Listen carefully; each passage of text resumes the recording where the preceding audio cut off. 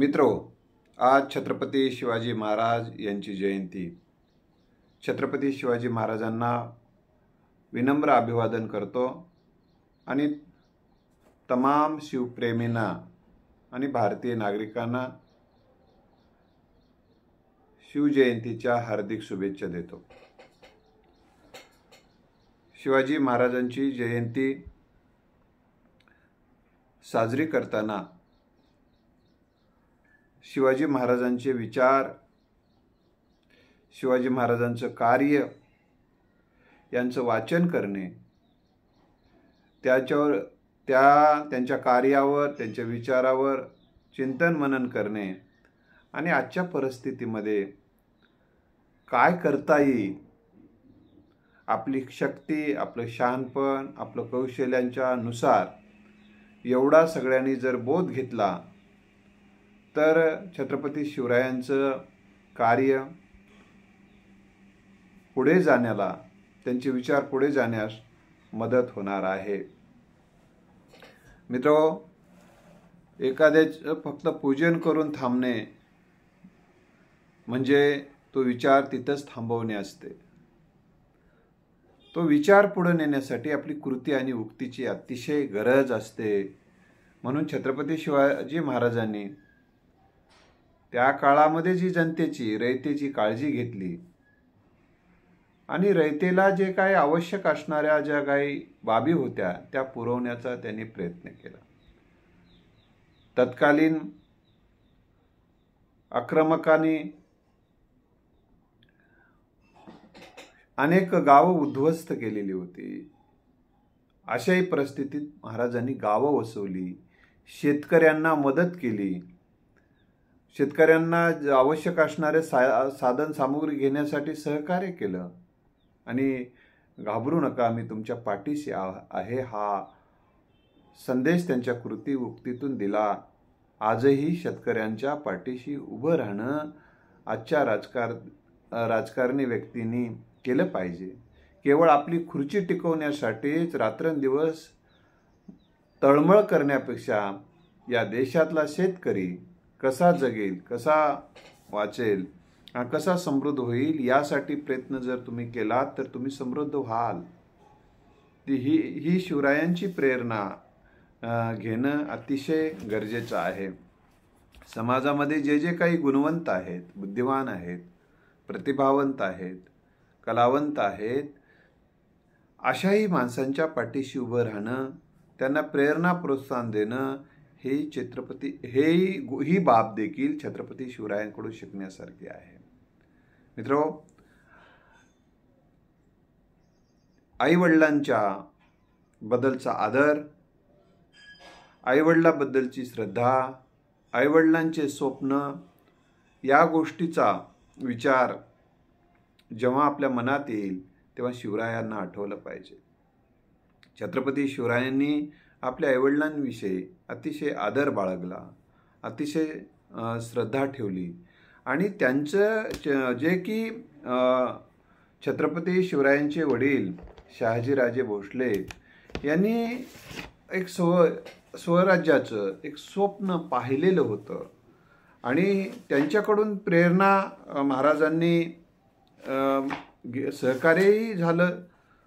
त्यांनी जे काही किल्ला महाराजांकडे, शिवनेरीवर किल्ला, महाराजांचा जन्म किल्ल्यावर झालेला आहे हे लक्षात ठेवलं पाहिजे। त्यामुळं आणि स्वतः ते शहाजीराजे भोसले अतिशय पराक्रमी योद्धे होते। त्या पराक्रमाची परंपरा घरात होती। त्यांचे बालोजीराजे भोसले परंपरेतले, त्यांच्याच घराण्यातले शिवाजी महाराजांचे ते पराक्रमी योद्धे होते। या सगळ्या गोष्टी जर आपण लक्षात घेतल्या आणि राष्ट्रमाता जिजाऊ माँसाहेब यांची जी दृष्टी होती, त्यांना सुद्धा युद्धकलेचं आणि वेगवेगळ्या शास्त्राचं ज्ञान होतं आणि छत्रपती शिवाजी राजांचे आजोबा लखोजी जाधव हे देखील वीर पराक्रमी होते। या सगळ्या पराक्रमाची त्यांना प्रेरणा होतीच। अशा परिस्थितीमध्ये ज्या काही राजवटीने इकडे शहाजीराजांना जे त्रास झाला, इकडे आपल्या आजोबांच्याकडे असणाऱ्या ना त्रास झाला, जो काही इतिहास होता राष्ट्रमाता जिजाऊकडून त्यांना हे सगळं माहीत होतं लहानपणापासूनच, तेव्हा छत्रपती शिवरायांच्या मनात हा विचार आलेला आहे की आपल्याला हा त्रास कोणाचा आहे, त्यांना हा त्रास दूर करण्यासाठी काय करावं लागेल. हा त्रास केवळ आपल्या कुटुंबियांना नाही, हे आपल्या समग्र जनतेला आहे. हा त्रास दूर करण्यासाठी काय केलं पाहिजे, हा विचार लहानपणापासूनच छत्रपती शिवरायांच्या मनामध्ये घोळत होता. आणि मग त्या दिशेनं जे काही आवश्यक असणारी साधना छत्रपती शिवराय करत होते. मग स्वतः सैनिक न होता दुसऱ्यांनाच लढायला लावणारे, मी कपडे सांभाळतो तुम्ही लढा, असं काही प्रकार छत्रपती शिवरायांच्या चरित्रात आढळत नाही. छत्रपती शिवराय स्वतः उत्तम प्रशिक्षण घेतलेलं आहे युद्धकलेचं, आणि युद्धकलेसाठी आवश्यक असणारी जी विचारधारा, जो आत्मविश्वास, जे नैपुण्य लागते, जे धैर्य लागते, त्या मनाचं भरणपोषण लागते, ती सगळी भरणपोषण त्यांनी स्वतःचं करून घेतलं. त्यासाठी राष्ट्रमाता जिजाऊ शहाजीराजे भोसले यांचं मार्गदर्शनही त्यांना मिळालेलं आहे. ही गोष्ट आपण लक्षात ठेवली पाहिजे. मग शिवाजीराजांनी तिकडे शिवाजीराजे यांचे वडील शहाजीराजे भोसले कर्नाटकमध्ये स्वतंत्र राज्य निर्मितीसाठी भांडत होते. जसं मी त्र्यंबक सजवलकरांचं जे विधान आहे तुम्हाला प्रत्यक्ष सांगतो, वाचून दाखवतो. शहाजीराजे कर्नाटकात स्वतंत्र राज्याशी भांडत होते, झगडत होते, नवी राज्ये जिंकत होते. बंगळुरूला गौरीविलास नामक सभागृहात दरबार भरवत होते. तिथे जुन्या हिंदू राजाप्रमाणे विद्वान, कवी व इतर गुरुजनांचा परामर्श घेत होते. त्यामुळे शिवाजीला स्वतंत्र राज्याची उर्मी येणे सहज होते. अशी उर्मी दुसऱ्याही तत्कालीन जहागीरदारांच्या मनात कुठे कुठे सुप्त अवस्थेत वास करत असेलच, परंतु इतर लोकांना ती बाब आलेली नाही. ते छत्रपती शिवरायांचं वेगळेपण आहे. इतरांनाही या शहाजीराजांकडून प्रेरणा घेता आली असते, परंतु तत्कालीन जे काही लोक इथले मराठे होते ते झगडे, हेवे दावे याच्यातच ते गुंग झालेले होते.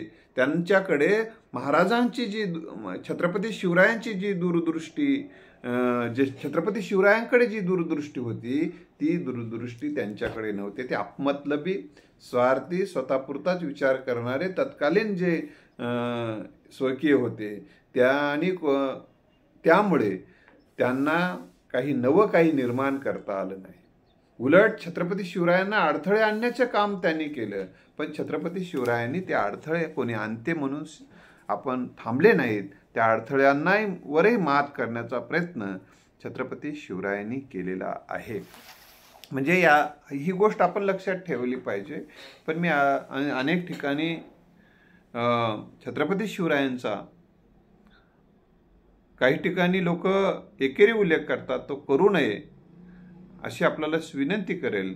अनेक ग्रंथामध्ये वाचत असताना एकेरी उल्लेख झालेला आहे महाराजांचा, तसा तो उल्लेख करता कामा नये, कारण शिवाजी महाराजावर श्रद्धा असणाऱ्या माणसांची मनं त्यामुळे दुखवली जातात. मित्रांनो, दुसरी महत्त्वाची गोष्ट मी तुम्हाला सांगणार आहे की शिवाजी महाराजांनी आईवडिलांचं स्वप्न पूर्ण केलं. आजच्या मुलांनी देखील आपल्या आईवडिलांच्या स्वप्न पूर्ण करण्यासाठी, मात्र ते स्वप्न अधिक विधायक, अधिक व्यापक असलं पाहिजे. उगं घरातल्या पुरतं आपलं बघ बापू म्हणून जर कोणी स्वप्न शिकवत असेल तर ते स्वप्न काही स्वप्न नसते, ते स्वप्न न पाळलेलंच बरं. तर मित्र, त्यांनी महाराजांनी ते आईवडिलांचं स्वप्न सत्यात उतरवलं, आणि ती जनतेची देखील गरज होती, आणि महाराजांची आंतरिक उर्मी देखील होती स्वराज्य निर्माण करणं ही. आणि दुसरी गोष्ट छत्रपती शिवाजी महाराजांकडून शिकण्यासारखी आहे ती म्हणजे प्रतिकूल परिस्थिती तर प्रत्येकाच्या आयुष्यात येत असते. काही माणसं प्रतिकूल परिस्थिती आली की भांबावून जातात आणि एखादं ध्येय आपलं सोडून देतात. प्रतिकूल परिस्थिती आली की तणावात जाऊन व्यसनाधीन होण्याचे प्रमाण काही प्रमाणात दिसते.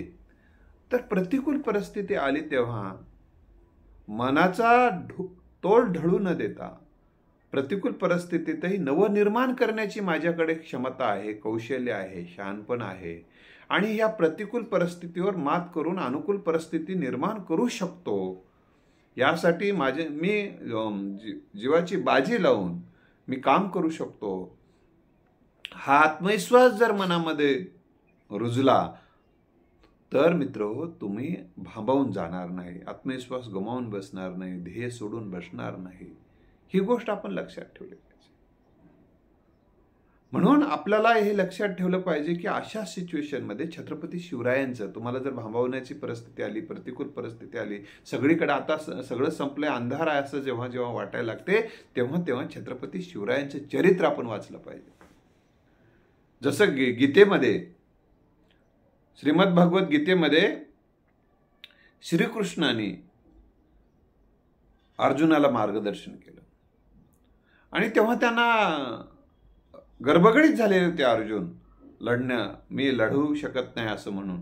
तेव्हा श्रीकृष्णांनी त्यांना प्रेरणा दिली, प्रोत्साहन दिलं, लढण्यासाठी प्रेरित केलं. छत्रपती शिवरायांचं चरित्र भगवद्गीतेपेक्षा कितीतरी पुढे तुम्हाला प्रेरणा देते. ही गोष्ट आपण लक्षात ठेवली. केवळ प्रेरणाच देते असं नाही, तर कशा पद्धतीचं संघटन करावं, कशा पद्धतीनं व्यवस्थापन करावं, कशा पद्धतीनं माणसं जुळवावीत आणि माणसं कशी सांभाळावीत, माणसांना प्रेरणा प्रोत्साहन कसं द्यावं, याचा वस्तुनिष्ठ इतिहास म्हणजे छत्रपती शिवरायांचं चरित्र आहे. आणि छत्रपती शिवराय हे केवळ एखादा विचार सांगून मोकळे झालेले नाहीत, तर त्या सगळ्या विचारांचं प्रत्यक्ष जीवनामध्ये उतरवत असतानाचं संपूर्ण व्यवस्थापन छत्रपती शिवरायांचं जीवन आहे. म्हणून एखाद्या ग्रंथात विचारही असतील, परंतु त्या विचार प्रत्यक्षात आणण्याचं संपूर्ण व्यवस्थापन आणि वास्तविक व्यवस्थापन छत्रपती शिवरायांच्या चरित्रामध्ये दिसून येते. म्हणून प्रतिकूल परिस्थितीमध्ये भांबावून जात असाल तर अशाही सिच्युएशनमध्ये शिवाजी महाराजांचं चरित्र वाचलं पाहिजे. छत्रपती शिवरायांच्या चरित्राने अनेकांना प्रेरणा दिली. डॉक्टर बाबासाहेब आंबेडकर देखील जेव्हा लिखाण करायचे तेव्हा जय शिवराय असं लिहायचे. शिवाजी महाराजांच्या बद्दल डॉक्टर बाबासाहेब आंबेडकरांच्या मनात नितांत आदर होता. तुम्ही महात्मा फुले यांच्या मनामध्ये छत्रपती शिवरायांच्या विषयी अतिशय आदर, नितांत श्रद्धा होती. एवढंच नव्हे तर त्यामुळे छत्रपती शिवरायांची समाधी, प्रतिकूल परिस्थितीमध्ये सगळं हे झालं होतं, त्या परिस्थितीमध्ये शिवरायांची समाधी शोधून तिथं शिवजयंती सुरुवात केली. शिवजयंतीची सुरुवात केली. शिवाजी महाराजांवर पवाडा लिहिला. कोण? महात्मा फुले यांनी. पण आम्हाला शिवजयंती दुसऱ्यांनी सुरू केल्याचं माहिती जास्त प्रमाणात आहे, परंतु महात्मा फुले यांचा विचार आम्ही विसरलेलो आहोत. महात्मा फुले, कारण आम्हाला जी माणसं सहकार्य करतात, आम्हाला आमच्या विचारधारेला जी माणसं पुढे नेण्याचा प्रयत्न करतात, त्यांना आपण पुढे नेण्याचा प्रयत्न करणं अतिशय गरजेचं असते. महात्मा फुले यांनी ज्या पद्धतीने शिवाजी महाराजांवर पवाडा रचला, तो पवाडा आम्ही समजून घेतला पाहिजे. आणि तो समजून घेऊन महात्मा फुले यांच्या मनामध्ये छत्रपती शिवरायांच्या विषयी अतिशय आदर आहे. संत तुकोबारायांच्या मनामध्ये छत्रपती शिवरायांच्या विषयी आदर आहे.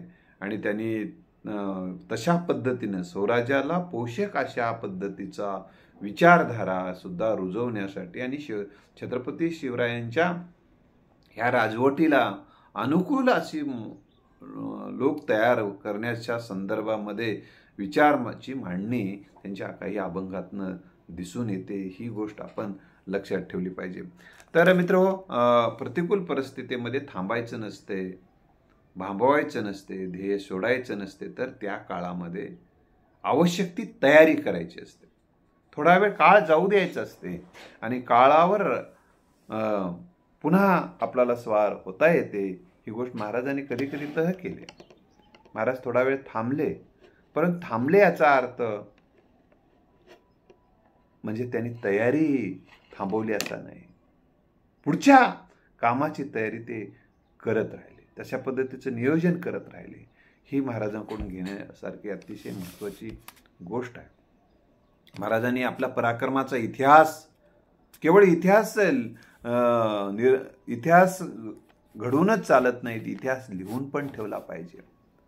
बऱ्याच जणांनी खंडीभर समाज असून ते मुठभर सुद्धा इतिहास लिहिले नाही. अनेकांच्या परिवारामध्ये अनेक पराक्रमी माणसं होऊन गेले असतात, परंतु त्यांचा इतिहास जगासमोर राहावा ही दृष्टी आपल्याकडे असली पाहिजे. छत्रपती शिवाजी महाराजांना ही दृष्टी त्यांच्या आईकडून मिळालेलीच होती. कारण स्वतः शिवाजी महाराजांच्या आईने राष्ट्रमाता जिजाऊ माँसाहेबांनी शिवाजी महाराजांच्या अग्निदासाकडून त्यांना प्रेरणा प्रोत्साहन देऊन, त्यांना मान देऊन आणि बक्षीस देऊन सुद्धा एक पोवाडा लिहून घेतला अग्निदासांकडून शिवाजी महाराजाचा.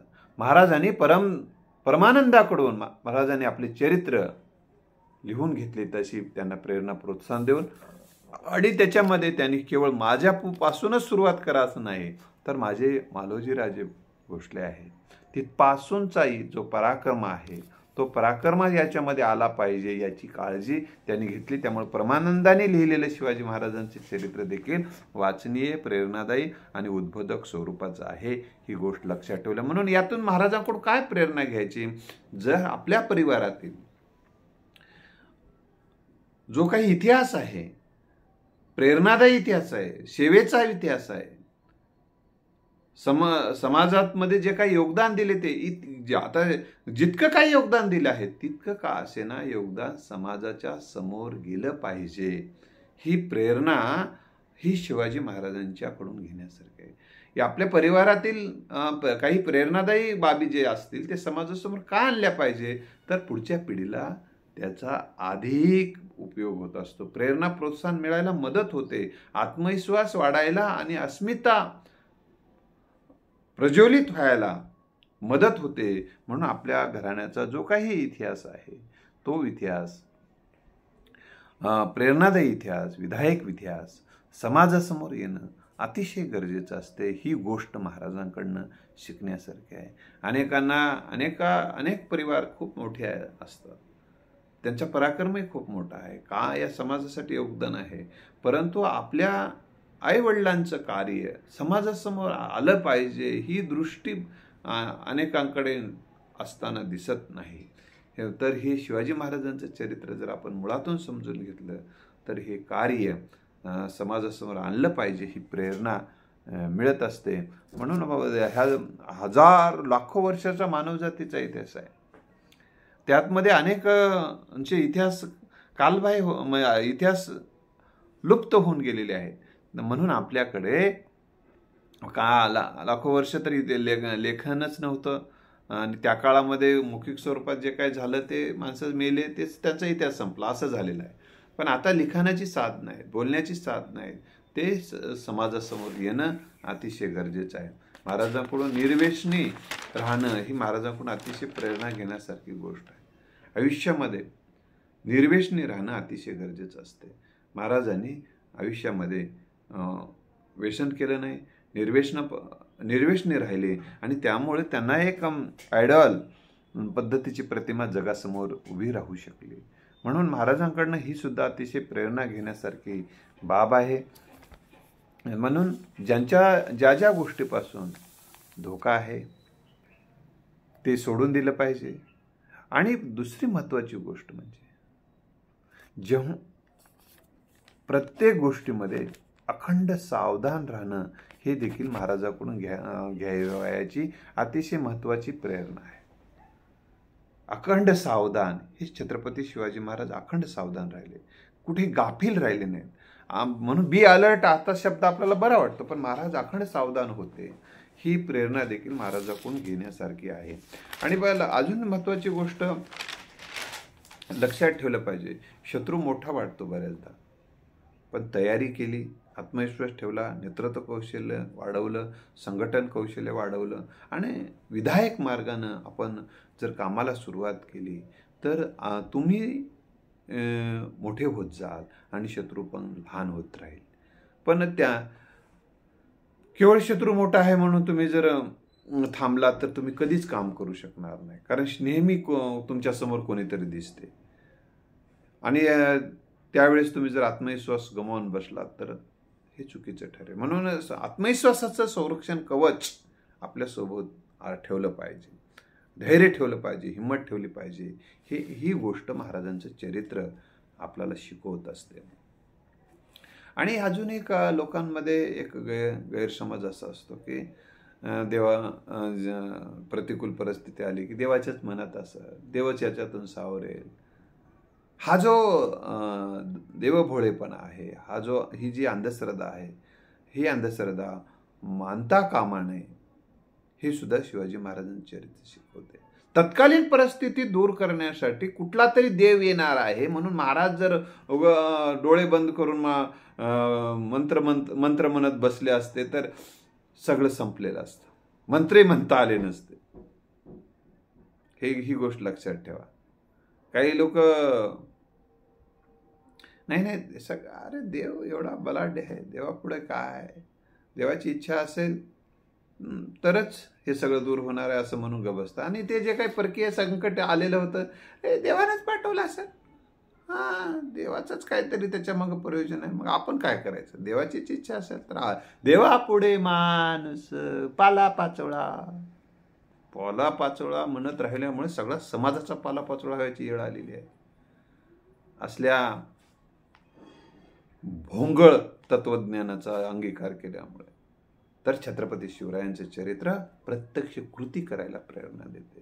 म्हणून हे लक्षात ठेवलं पाहिजे. महाराज अजून अनेक गोष्ट की एखादी गोष्ट प्राप्त केली तर त्याचं व्यवस्थापन लावणे, ती गोष्ट महाराजांकडून शिकण्यासारखे. महाराजांनी किल्ले जिंकत पुढे गेले नाहीत, तर ते जिंकलेल्या किल्ल्यावर आवश्यक त्या ज्या बाबी आवश्यक होत्या त्या निर्माण केल्या. तिथं आवश्यक माणसं तयार केली, आवश्यक माणसाकडे त्या जबाबदाऱ्या दिल्या आणि किल्ला आपल्या हातामध्ये ठेवला.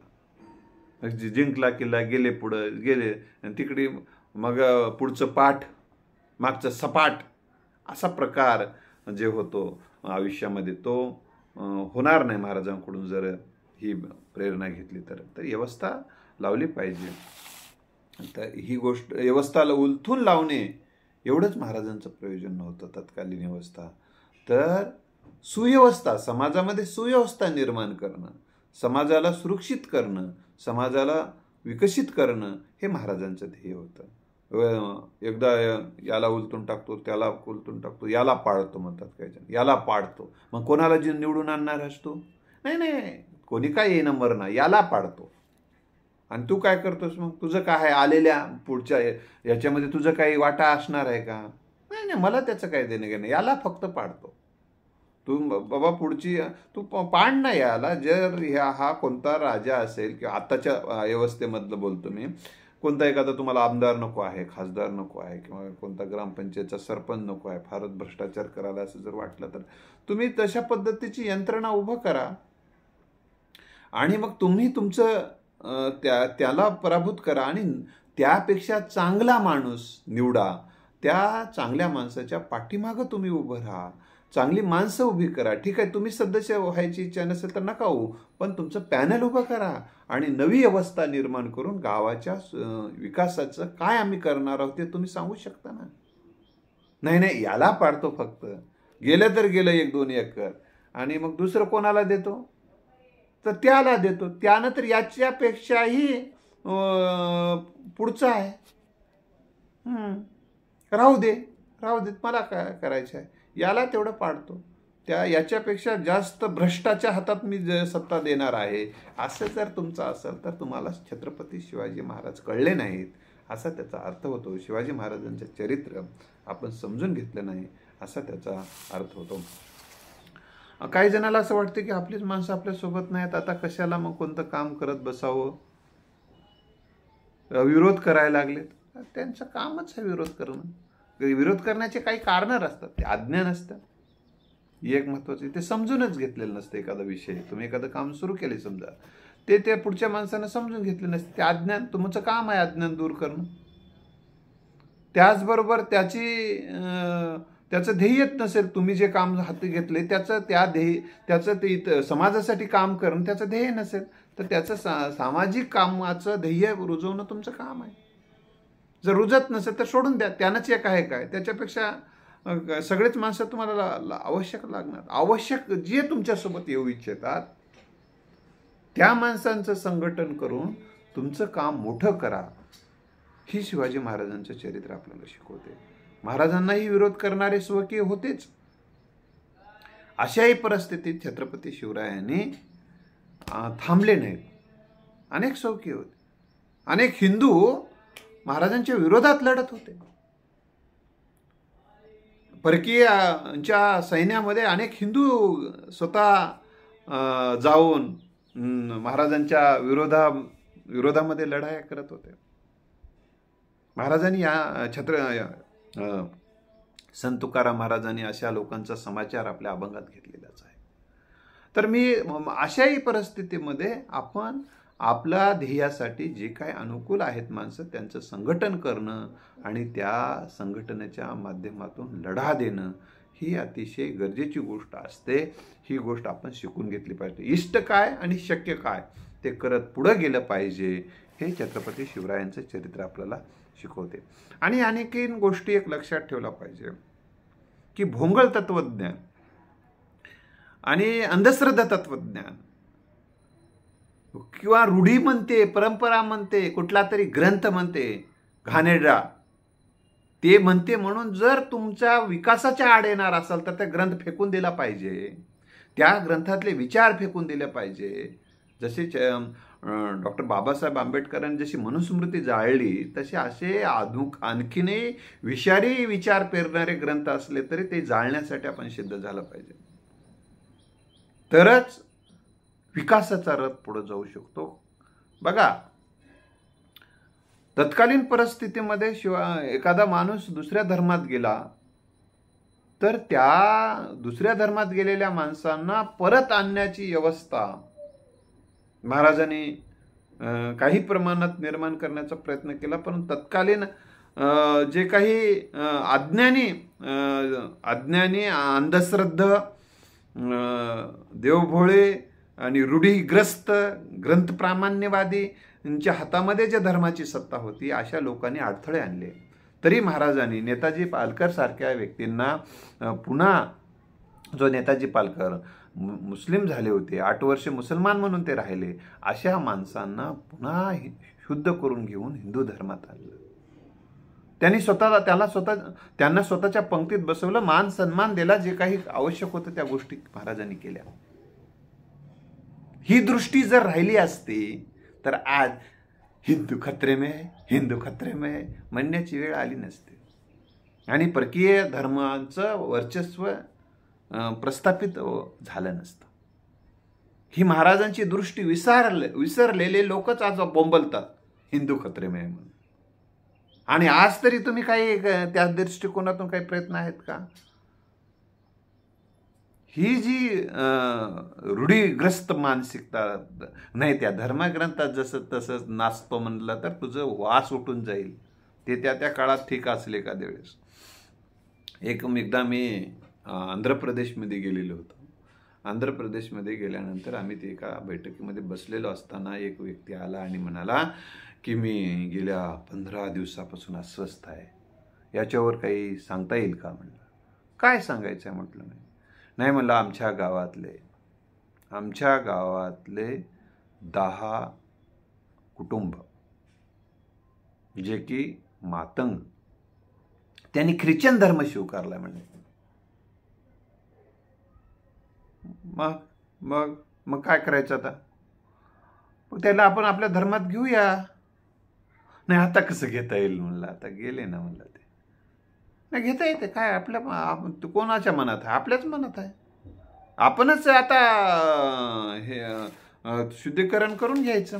आपण त्यांना म्हणायचं की नाही, आपण आपल्या धर्मात या. पण ते येतील कधी? तुम्ही त्यांना सन्मान देणार आहात का? मंदिरावर प्रवेश देणार आहात का? त्यांना त्यांच्यात जर विद्वत्ता असेल तर त्यांना धर्मगुरू करणार आहात का? नाही, ते आपल्या हातात नाही. आपल्या हातात नाही म्हणणाऱ्यांच्या संख्या जास्त असल्यामुळे धर्माची जी व्यवस्था, धर्माचे जे काही संस्कार करण्याचा अधिकार सगळ्यांना हिंदू धर्मियांना असायला पाहिजे ना. मग नाही तिथं आता तिकडे जावं लागेल शंकराचार्य त्या धर्मात. मग तिथूनच तुला शंकराचार्य भेटते आणि तू बोलतोस आणि त्यानं करते, असला सगळा प्रकार आपल्या देशामध्ये सुरू झालेला आहे. तर मग मी त्यांना म्हटलं, बाबा उद्या तुम्ही त्यांना ते जर परत जर आपल्या धर्मात आले तर तुम्ही त्यांच्यासोबत लग्न संबंध ठेवणार आहात का? नाही. तुम्ही ताटाला ताट लावून जेवणार आहात का? करू लागला. असं कणत कुतत जगणाऱ्या माणसं धर्माला नवी दिशा देऊ शकत नाहीत, नवी ऊर्जा अवस्था निर्माण करू शकत नाहीत. महाराजांनी हिंमत दाखवली, तत्कालीन व्यवस्थेच्या विरोधात जाऊन नेताजी पालकरांना परत धर्मामध्ये आणलं. ही प्रक्रिया जर गतिमान झाली असती तर ही वेळ तुमच्यावर आली नसते आज जे काय बोंबलण्याची. तर मित्र, छत्रपती शिवराय हे हिंदू धर्म व्यवस्थापक सुद्धा ठरतात. म्हणजे इतरांना पुन्हा परत आणण्यासाठीचा जो निर्णय त्यांनी स्वतःला घेतला. कारण तत्कालीन व्यवस्था तर महाराजांचा राज्याभिषेक करायला तयार नव्हती. कारण त्यांचं म्हणणं काय होतं की आता या जगामध्ये कोणीही क्षत्रिय राहिला नाही. परशुरामाने ही पृथ्वी निक्षत्रियकरण करून टाकलेली आहे. परशुराम, जय परशुराम. मित्र, काही माणसं फक्त जय श्रीराम म्हणत असतील तरी त्यांच्या मनात जय परशुराम असतो. पृथ्वीच निक्षत्रिय करून टाकलेली आहे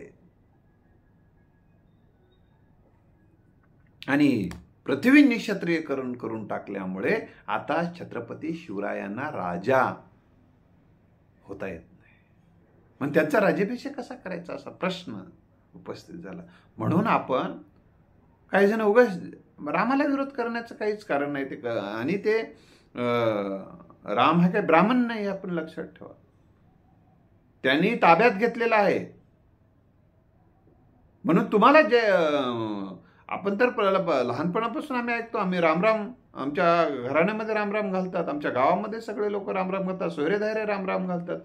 त्याच्यामुळे रामराम म्हणायला काहीच अडचण नाही ना. काय अडचण आहे तुम्हाला? आणि त्यांच्याबद्दल द्वेष बाळगण्याचं काहीच कारण नाही. जय शिवराय म्हणायला काय अडचण आहे? तुम्हाला जे काही चांगलं वाटते ते म्हणा तुम्ही. आणि ज्या कारणामुळे समाज एकत्र येईल, हिंदू एकत्र येतील किंवा इतर जे या देशाला मानतात, जर मग ते कुठल्याही धर्माचे असू दे, ते आपले मानले पाहिजे. मग आपल्याला जय भीम म्हणायला पण लाज नाही वाटली पाहिजे, जय अण्णा म्हणायला नाही लाज वाटली. ते आपले भारतीय सुपुत्र आहेत ना, भारतीय सुपुत्र आहेत आणि ह्या देशाची त्यांनी काळजी वाहिली. बाबासाहेबांनी देशाला राज्यघटना दिली. काही जणाला कोणी जय भीम केलं तरी काय फरक पडते? आम्हाला जर कोणी जय भीम म्हटलं तर आम्ही जय भीम म्हणतो, कोणी रामराम म्हटलं तर आम्ही रामराम म्हणतो. का मी रामराम म्हणणं म्हणायचं का जय भीम म्हणणं म्हणायचं? जय शिवराय म्हटलं की जय शिवराय अभिमानानं म्हणायचं. हे देशाचे भक्त आहेत, त्यांच्या नामाचा उल्लेख करायला काय अडचण आहे? आपण अनेक देवाची नावं घ्यायला लाज वाटत नाही, मग आता या महापुरुषांची नावं घ्यायला काय लाज वाटायला काय कारण आहे? तर ही गोष्ट आपण लक्षात ठेवली पाहिजे की जे महापुरुष जे होऊन गेले, मी आत्ताच सांगितलं बाबासाहेबांनी जय शिवराय उल्लेख करायचे, लिहिताना अनेक ठिकाणी त्यांचे उल्लेख आहेत. तर मित्र, ह्या सगळ्या कोणाचं नाव घेतो, पण जे नाव घेतो ते जर विधायक असेल, समाजाला प्रेरणा द्यायचं असेल, प्रोत्साहन देणारा असेल, समाजाला एक ऊर्जा देणार असेल तर त्यांचं नाव घ्यायला काहीच अडचण नाही.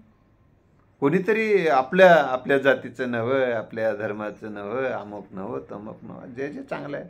APJ अब्दुल कलाम साहेबांनी या देशासाठी वैज्ञानिक क्रांती घडवण्यासाठी अतिशय महत्त्वाचं योगदान दिलेलं आहे. त्यांची जी ग्रंथसंपदा आहे ती जर आपण वाचली, अग्निपंख जर तुम्ही वाचलं त्यांचं आत्मचरित्र, प्रेरणा मिळते, प्रोत्साहन मिळते. ते मुसलमान आहेत म्हणून त्यांना दूर ठेवायचं काहीच कारण नाही ना, किंवा त्यांचा द्वेष करण्याचं काहीच कारण नाही ना. आम्हाला ही दृष्टी, छत्रपती शिवाजी महाराजांनी कोणाची तरी जात बघून, कोणाचा तरी धर्म बघून द्वेष कधीच केला नाही. तर आपण त्यांनी जे जे स्वराज्य निर्मितीसाठी, जे जे हिंदवी स्वराज्याच्या स्थापनेसाठी, जे जे येथे देशाचं राज्य स्थापना करण्यासाठी सहकार्य करण्याला निष्ठा ठेवू इच्छितात, त्यांचं स्वागत महाराजांनी केले. कारण संघटनेच्या बळावर सामर्थ्य निर्माण करता येते आणि आपलं ध्येय प्राप्त करता येते. एकटंच राहून पर्वत हलवता येत नसतात. पर्वत हलवण्यासाठी जे जे तुमच्यासोबत येऊ इच्छितात त्यांना सोबत घेणं ही गरजेची गोष्ट असते. ही महाराजांनी याला पक्षात मी घेईना, त्याला पक्षात मी घेईना, याला घेत नाही, त्याला घेत नाही, याच्यावर हे आरोप आहे, त्याच्यावर ते आरोप आहे, नको, आपणच दोघं तिघच राहूत म्हणल्यानंतर तुमचा पक्ष वाढते, तुम्ही सत्तेवर येता. खरं गुणदोषासह स्वीकारून तुम्हाला पुढे जावं लागेल, तरच तुम्ही मोठे व्हाल. ही व्यवहार्य दृष्टी ज्यांच्याकडे आहे ती माणसं साम्राज्य निर्माण करतायत.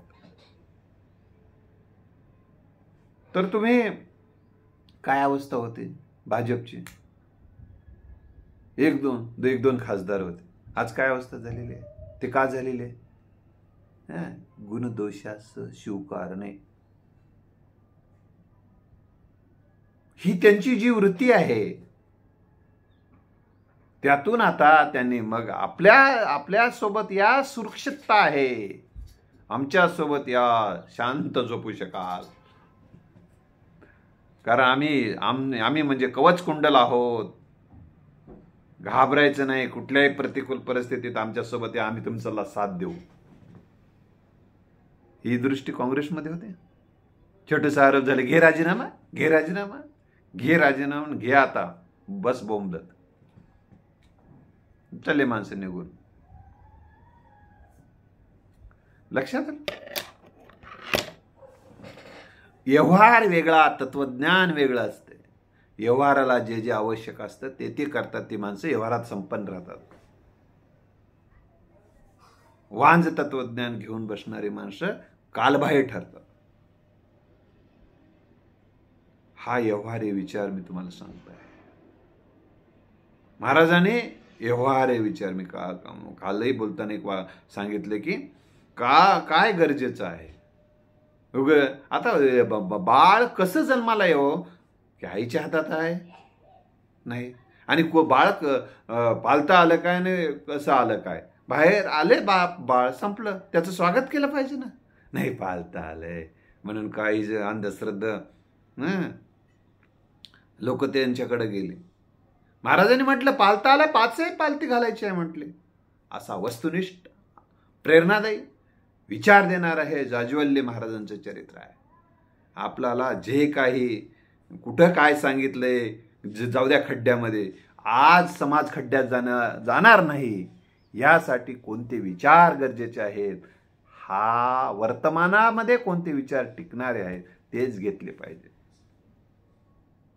पोटभरू लोक जे काही सांगतात, किराणा खाऊन पोटभरू लोक जे काही सांगतात, आणि ते फक्त ते द्वेषबुद्धीनं बोलत असतील, द्वेष कोणाचा तरी द्वेष करण्यासाठी असेल, किंवा कुठल्या तरी ग्रंथांमध्ये आहे म्हणून आग्रह धरत असेल, तर अशा लोकांचं प्रबोधन करणं हे खरं कार्य आहे. त्यामुळे आता धर्मसुद्धा आपल्या हातात घेण्याची गरज आहे. मी नाही ना, मला धर्म आवडत नाही म्हणते, काय करतो, धर्म आवडत, धर्म हातात घ्या. ज्या सत्ता, धर्म एक सत्ता आहे मित्र, धर्म एक सामर्थ्य आहे, आणि ते धर्म म्हणजे ज्यातनं तुम्ही तर हातात घेतलं तर त्यातलं अनावश्यक काय ते काढून टाका शकाल ना. एखादं घर आहे समजा, ते खिळखिळ झालेलं आहे, ते तुम्ही हातात घ्या, ताब्यात घ्या ते घर. आणि ते घर जे जे त्यातलं आवश्यक आहे, तिथली जमीन आवश्यक आहे. जमीन आवश्यक आहे म्हणजे त्या धर्मातली माणसं आवश्यक आहेत. ते तेवढे घ्या. ते बागचे जे काही गोष्टी असते ते पाडून टाका, नवनिर्माण करा. नवनिर्माण करा. त्याच्यावर साम्राज्य मिळवा. ज्या ज्या सत्ता आपल्याला हातात घेता येतील त्या सगळ्या हातात सत्ता घेतला तरच तुम्ही सामर्थ्यवान व्हाल. नाही मला धर्म आवडत नाही, मला राजकारण आवडत नाही, मला अमुक आवडत नाही, तमुक आवडत नाही, सगळ्या जगापासून जर तुटून राहत असेल तू, तुटून राह तू. मग तू तुटून राहा, तोडून टाकत असेल आणि तू तुटून राहत असेल तर तुला कोण जोडून घेणार आहे? लक्षात आलं? म्हणून सगळ्या गोष्टीच्या सोबत आपल्याला राहता आलं पाहिजे आणि त्या गोष्टी सत्ता घेतल्यावर. म्हणून पुरुषोत्तम खेडेकर साहेब सांगतात की प्रसार माध्यम सत्ता तुमच्या हातात घ्या. काही जण म्हणतात नाही नाही नाही नाही नाही नाही मला ते काय प्रसिद्धी आवडत नाही. काय गांजे आहे तुझ्यासाठी प्रसिद्धी करण्यासारखं तुझ्याकडं? म्हणून आवडत नाही म्हणा. काय आहे काय सांगण्यासारखं असेल तर सांगता येईल ना. आणि दुसरं मग काय म्हणायचं, एखादा माणूस त्याचे चांगले विचार तो प्रकाशित करत असेल, प्रसिद्ध करत असेल, त्याचं विमोचन करत असेल, ते नाही ना आपल्याला काही तसलं प्रसिद्धी आवडत नाही. तुझ्याकडं हा ग्रंथ काय लिहिलास तू तुझं प्रकाशन कराय? नाही नाही नाही नाही आवडतच नाही आपल्याला, प्रसिद्धी आवडतच नाही म्हणत. याला प्रसिद्धी आवडत नाही म्हणत. आहेच ना, काहीच नाही, काय प्रसिद्धी आवडते? म्हणून पुरुषोत्तम खेडेकर साहेबांचा जे विचार, प्रसार माध्यम सत्ता सुद्धा हातात घ्या. मोदी साहेबांनी काय केलं? प्रसार माध्यम सत्ता हातात घेतली.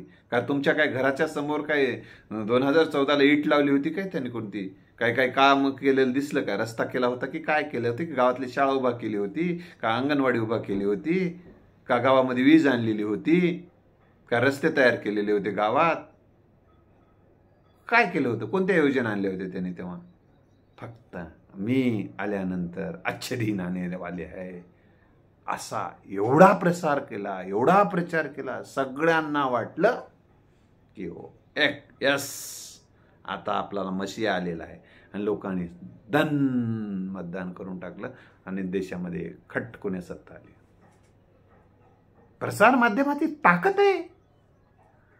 तुम्ही ही ताकद जर वापरली नाही, तुमची केवळ तुमचीच ताकद वापरून चालणार, तुमचीच एकट्याची प्रसिद्धी करून चालणार नाही, तर तुमच्या सोबत असणाऱ्या माणसांची देखील तुम्हाला प्रसिद्धी करावं लागेल. म्हणजेच तुमच्या पक्ष सामर्थ्यशाली आहे, दुसऱ्याला पुढे येऊच द्यायचं नाही ही मनोवृत्ती असेल तर मित्रो, तर तुम्ही एका दिवशी खड्ड्यात जाणार आहात.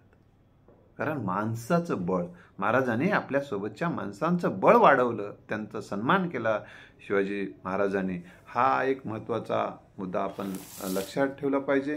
तर छत्रपती शिवरायांचा जो विचार आहे अतिशय वस्तुनिष्ठ आहे आणि प्रत्येक काळासाठी महाराजांची जी एक दूरदृष्टी होती, महाराजांचं जे टीमवर्कवर जे विश्वास होता. कारण कोणतंही युद्ध जिंकायचं ते टीमनं जिंकता येते. मीच जिंकलं म्हणता येत नाही. काही जण म्हणतात मीच केलं म्हणतात, सगळं मीच केलं, तूच केलं बाबा, बरं ठीक आहे तूच केलंस. महाराज असं कधीच म्हटले नाहीत. महाराजांनी सातत्यानं हे टीमवर्क वर विश्वास ठेवला, संघटन कौशल्यावर विश्वास ठेवला, मावळ्यांच्या बळावर, सैनिकांच्या बळावर त्यांना सन्मान दिला, त्यांना प्रेरणा दिली, त्यांना प्रोत्साहन दिलं. ही महाराजांची दृष्टी आहे.